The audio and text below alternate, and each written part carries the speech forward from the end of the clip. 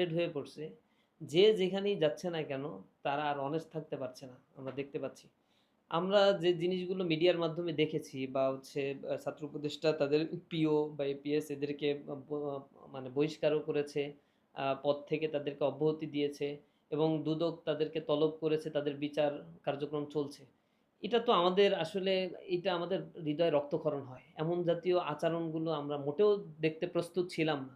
এর জন্য তো আমরা অবশ্যই নিন্দা জানাই এবং আ আ যারা এখন এইরকম জাতীয় পদগুলোতে বসে আছে, অবশ্যই সরকারকে এইটার ব্যাপারে যথাযথ পদক্ষেপ গ্রহণ করতে হবে। কেউ যেন আর পূর্বের মতো করাপ্টেড হয়ে উঠতে না পারে এবং এই সরকারের আর কোনো ধরনের যেন দুর্নাম বা বদনাম এগুলো না হয়। সরকার অল্প সময়ের জন্য, এটা অন্তর্বর্তীকালীন সরকার এবং অনেক রক্তের উপরে দাঁড়িয়ে আছে তারা। তাদের লায়াবিলিটিটা অনেক বেশি।